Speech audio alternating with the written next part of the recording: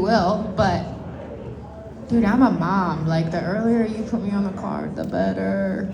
Sorry, that's lame of me. Of course, I would be honored to be a main event of a UFC pay-per-view, like, of course. And I do think that her being her and me being me, I think it could happen, but Have you had the chance to talk to your kids? no. I mean, they better be asleep by now, or they're in big trouble. No, I'm kidding. Yeah.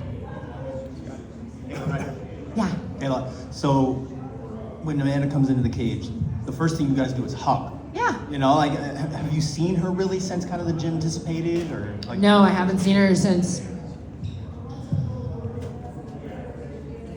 I don't even remember the last time I saw Amanda. Maybe when she left the gym, I guess. So when did she leave the gym? After she lost to Juliana.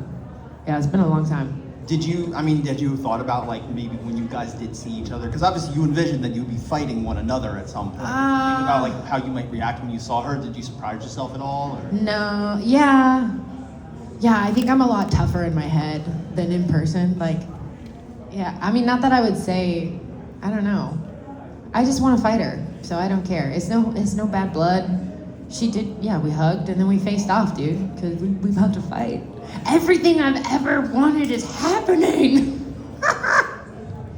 And I know I spoke to her this week and she was saying she has been training twice a day, so there's certainly the training is there. Good, I love to hear that. She's targeting the end of the year, ideally, to Nice. come back. Does that line up with kind of your timeline?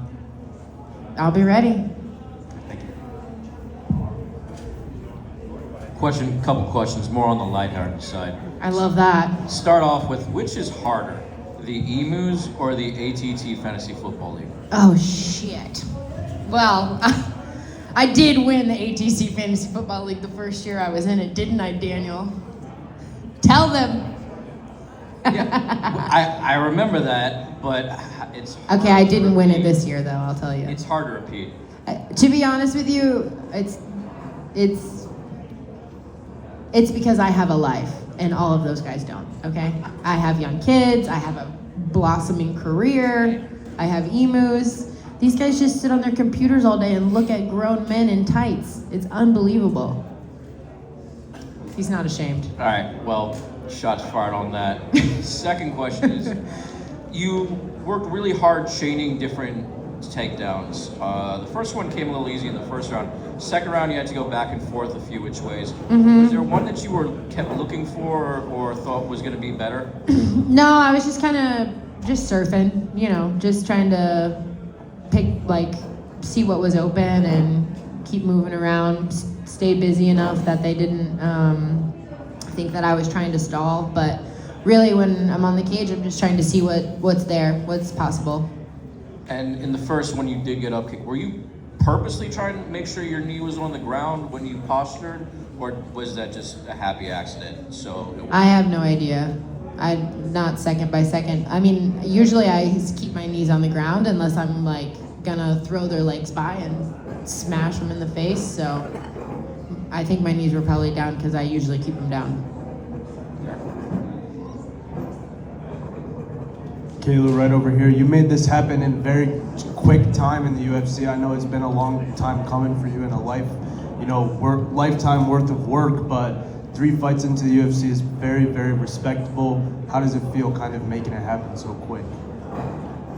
I mean, yeah, it feels pretty damn good. Feels surreal. I'll tell you, it's not easy, and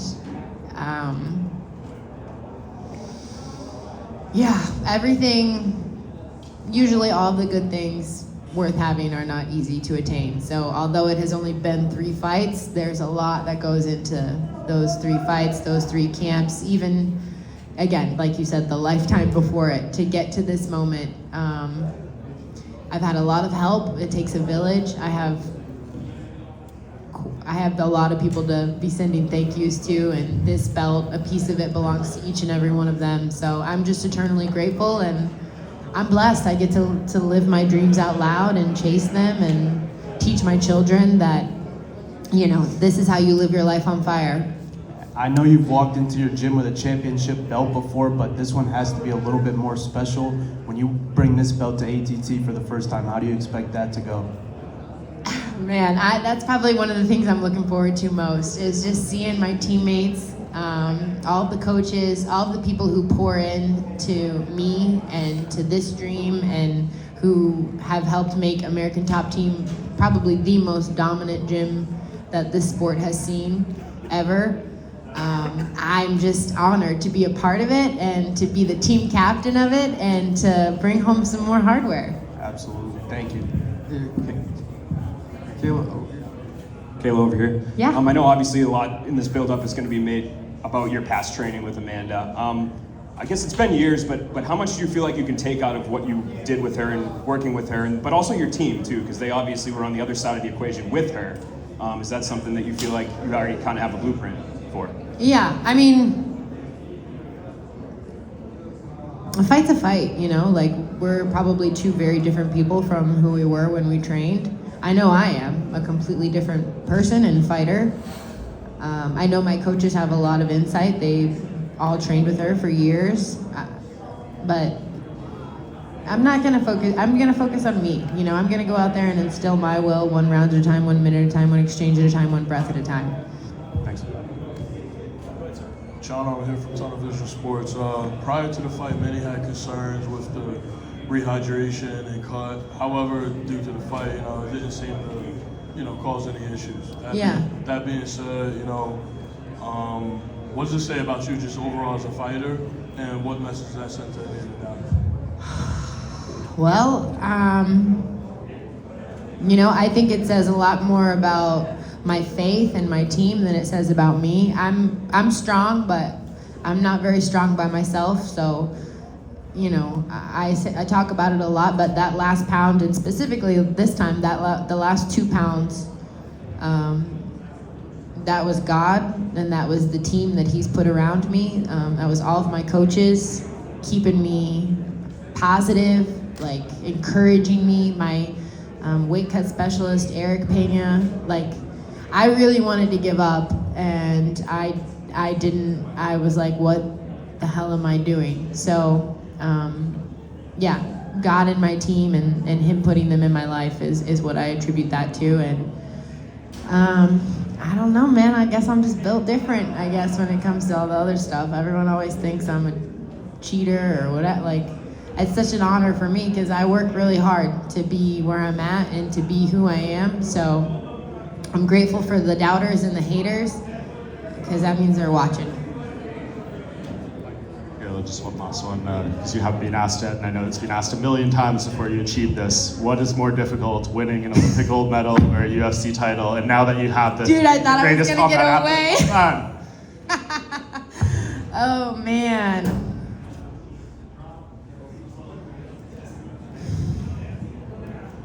Shoot.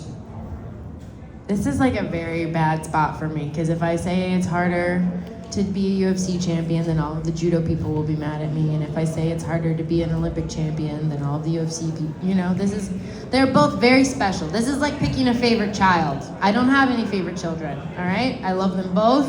One of them gets on my nerves more than the other, but I love them both. I can't answer it. They're both special. They're both. Are you the greatest? Also, Henry, you owe me some motherfucking push-ups.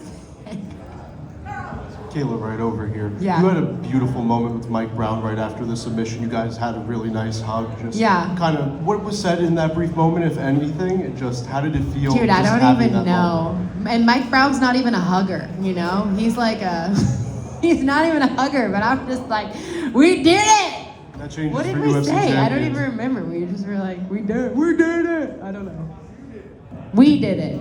This team did it. I couldn't have done it without them, 100%. Mike, Anderson, Mako, even Dan, he keeps the lights on at the gym, so I'm grateful for him. I mean, all of my teammates, all of my training partners, all of the coaches that are back home right now, every doctor who's helped me get over an injury, every physical therapist who's taped up my knee, my nutritionist, my chef, all of these people play a very pivotal role in my life, the team behind the team. And without them, I wouldn't be where I am today. So, yeah, I'm a blessed woman. And I'm not blessed because of this, but I'm blessed because of those people that I'm talking about. And I know the fight is like, I know just now happening and everything, but what would you consider Amanda's biggest strength, just looking off at it now? I mean, I think she's gifted athletically. I think she's got natural power.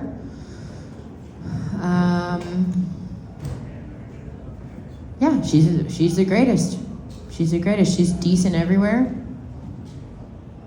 Long arms, strong. Yeah, it's gonna be a good fight. Kayla, just one last question. You won your world title in front of President Trump tonight. Oh my gosh. Was that pretty cool for you? What was that like? Dude, I know. Well, when I ran out, when I got in the octagon, I saw him and I bowed. Like, that's what you do in judo to show respect. And then after the fight, I went down there and dude, like, first I'm like, Dana's wrapping the belt around my waist, and then I'm like giving Dana a kiss on his bald head because I said I would, so I did. Then we're walking out, he's like, you gotta meet the president. So I'm walking out, and then the president of the United States is giving me a kiss on my cheek, and I was like, holy shit. And then Mike Tyson's right there. Like, I was just like, am I in a movie right now? Like, what's happening? Yeah, obviously always an honor. I'm big America fan, big fan of our country, and yeah, we live in the greatest place in the world, and I've had the opportunity and the privilege to represent it on the biggest stage in the world, and now again tonight, representing Team USA in front of our leader is an honor, big time. You gave him a performance not to forget. I don't think you'll forget that. I hope not. I hope not. I think I might go have to check out his house or something. That's what I heard. Okay, we have time for one more. Go ahead. Kayla, you have a very strong mentality. You got to hang out with some tennis stars, Serena Williams, Novak Djokovic, some GOATs. Did you guys share anything about mentality and like grit and hard work with each other? We didn't really get a super long time to chat. He was just finishing a match, and she was just leaving. So I know you're talking about the picture, but I have nothing exciting to say about that. It was just a quick photo op. Congratulations. Thank you. Last one. Can you talk a little bit more detail about what you said inside the cage? Were you really? I mean, you said you were serious about dropping out of the fight because the weight cut was too hard. No. Okay. Yeah. No, I wasn't. No, I would have chopped off my leg to make it to this fight, but